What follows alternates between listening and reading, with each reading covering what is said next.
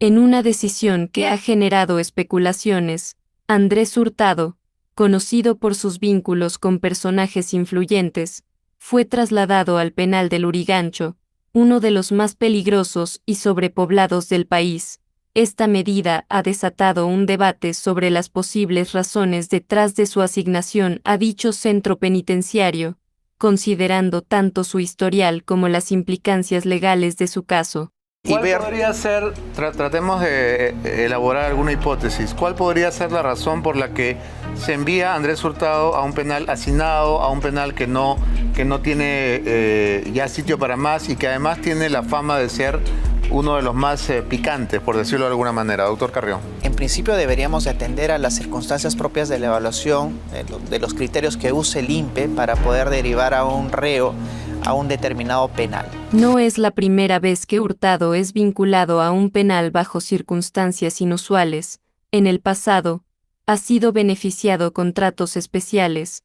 Según declaraciones, en San Jorge fue recibido con comodidades que pocos tienen, lo que ha generado preguntas sobre el trato preferencial que podría recibir. Pero también hay que tener en cuenta de qué reo estamos hablando, ¿no?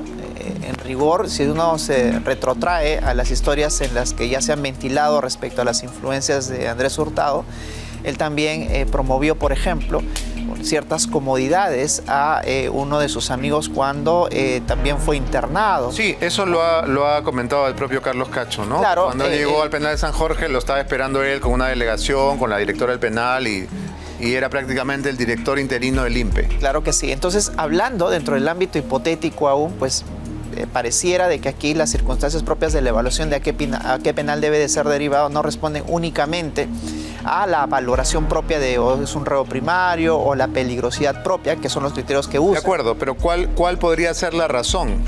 Es decir, ¿cuál podría ser la lógica de mandar a un personaje como él a un penal como ese? Tampoco debemos de señalar de que en Lurigancho no existen reos primarios. O sea, sí existen personas que no necesariamente están condenadas y que sean reos primarios como Andrés Hurtado. O sea, sí existen personas de este tipo de peligrosidad en el penal de Lurigancho. No me atrevería todavía a hacer una hipótesis, digamos, de influencia, de favorecimiento o beneficio que le hayan dado, porque no tenemos... Aunque existen dudas sobre su seguridad en Lurigancho, el Instituto Nacional Penitenciario INPE está obligado a garantizar la protección de todos los internos, incluidos aquellos que, como Hurtado, podrían estar en una posición vulnerable debido a la información que poseen. Es que no solamente podría ser un favorecimiento, podría ser también lo contrario, ¿no? Porque si estamos hablando de una persona que ha decidido no colaborar con la justicia, que ha decidido prácticamente no declarar en ninguno de los temas que pudiera tocar a personajes poderosos, de acuerdo a lo que sabemos hasta ahora, ha declarado sobre, digamos, personajes de mando medio, ¿no? Ha llegado, digamos, hasta Roxana del Águila y ya, más arriba no. Entonces, podríamos pensar también que es un lugar en el que no va a estar seguro. Pero el INPE tiene que...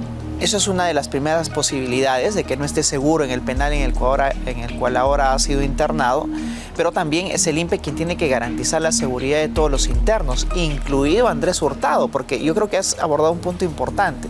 El envío al Lurigancho podría ser interpretado como una estrategia de presión para que Hurtado opte por la colaboración, algo común en casos de corrupción y crimen organizado. En situaciones anteriores, figuras sometidas a prisión preventiva han accedido a ofrecer información valiosa para reducir sus penas. ¿Qué sucede si se somete a un procedimiento de colaboración eficaz, Beto? Yo lo dudo. ¿No? Es la posibilidad. ¿Usted cree que Andrés Hurtado se someta?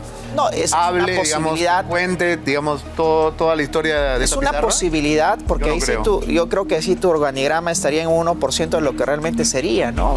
Pero es una posibilidad, Beto, en atención a que la persona cuando ya está presa, cuando ya está privada de su libertad, empieza a reflexionar de circunstancias distintas a las cuales no lo hizo cuando estaba en libertad.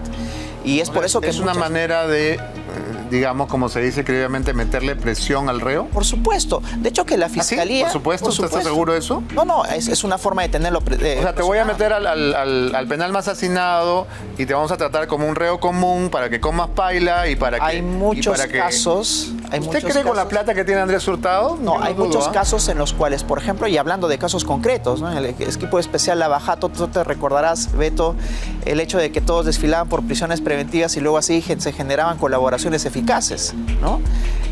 Por detenciones preliminares y luego por prisiones preventivas, y cuando uno se sometía, incluso en el gobierno de Castillo, ¿no?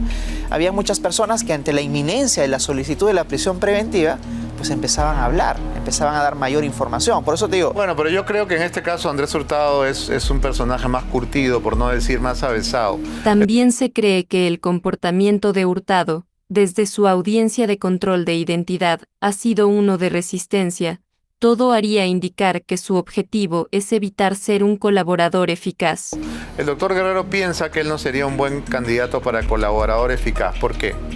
Porque justamente está haciendo todo para no ser colaborador eficaz.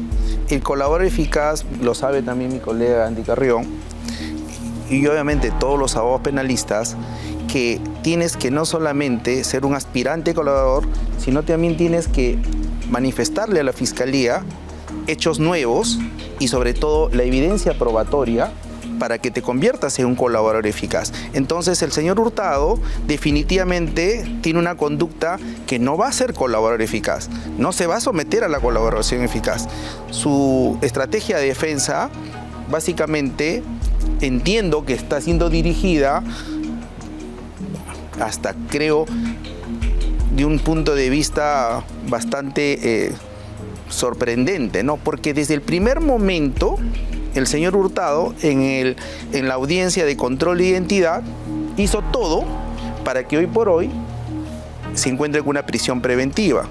Por lo tanto, desde ahí tenemos una evidencia de que él no se va a someter a la colaboración eficaz. Y obviamente está queriendo quedarse los 18 meses de prisión en el penal más hacinado y también con un alto índice de inseguridad. Hay muchas formas, Beto, de presionar. Usted ha mencionado que en el control de identidad Andrés Hurtado apeló a su trastorno de déficit de atención, dijo que se sacaba puro jalado en la libreta, que no acabó la primaria, luego en RENIEC dice que se acabó la secundaria, en fin. Todas estas artimañas lo hacen un colaborador o un candidato débil para colaborador. Definitivamente que sí. Definitivamente Porque si no se acuerda, si se confunde, no sirve. Totalmente, obviamente. ¿Cómo puede ser un colaborador eficaz alguien que no se acuerda qué desayunó hoy en la mañana? Imposible. ¿Usted se acuerda que desayunó? Por supuesto. Y desayuné muy nutritivo, muy nutritivo. ¿Qué almorzó ayer, se acuerda? También, por supuesto. Esa pregunta es maldita. Sí, ¿Qué almorzaste ayer? Tienes que quedarte un rato, ¿no? Pensando. Obviamente. ¿O soy solo yo? No. Nos pasa. Yo no